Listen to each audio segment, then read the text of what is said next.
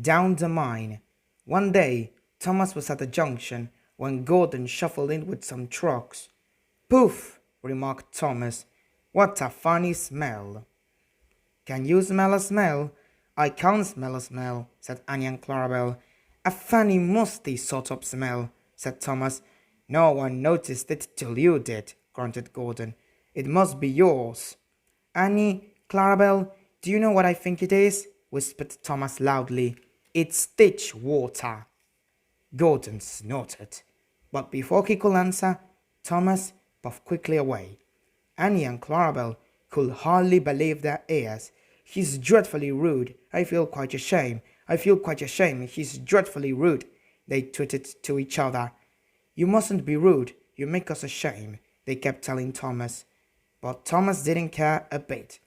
That was funny, he chuckled. He felt very pleased with himself. Annie and Clarabel were deeply shocked. They had a great respect for Gordon, the big engine. Thomas left the coaches at a station and went to a mine for some trucks. Long ago, miners, digging for lead, had made tunnels under the ground, thought strong enough to hold up trucks. Their roofs could not bear the weight of engines. A large note said, "Danger! Engines must not pass this board." Thomas had often been warned, but he didn't care. Silly old board, he thought. He had often tried to pass it, but had never succeeded. This morning, he laughed as he puffed along. He had made a plan. He had to push empty trucks into one siding and pull out full ones from another. His driver stopped him, and the fireman went to turn the points. "Come on," cried the fireman, and they started. The driver leaned out of the cab to see where they were going.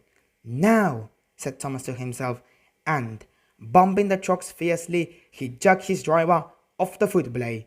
"Hurrah!" laughed Thomas, and he followed the trucks into the siding. "Stupid old board," said Thomas as he passed it.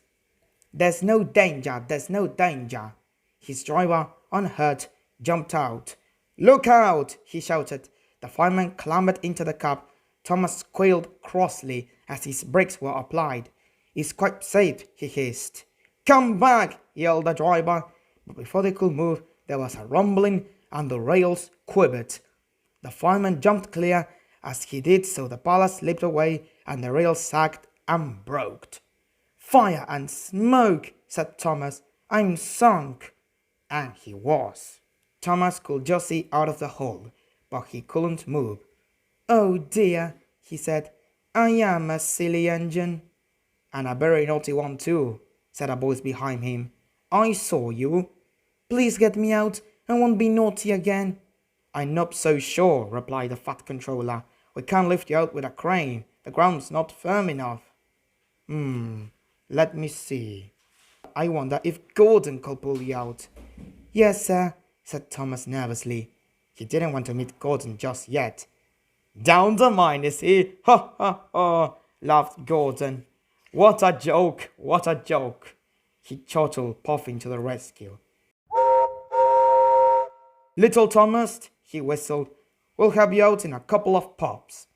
Strong cables were fastened between the two engines. "Are you ready?" "Heaved," called the Fat Controller. But they didn't pull Thomas out in two pops. Gordon was panting hard and nearly purple before he had dragged Thomas out of the hold and safely past the board. "I'm sorry it was cheeky," said Thomas. "That's all right, Thomas. You made me laugh. I like that." "I'm in disgrace," Gordon went on pathetically. "I feel very low." "I'm in disgrace too," said Thomas. "Why, so you are, Thomas. We are both in disgrace. Shall we form an alliance?" What was it?" "An alliance, Thomas. United we stand, together we fall," said Gordon grandly. "You help me, and I help you. How about it?"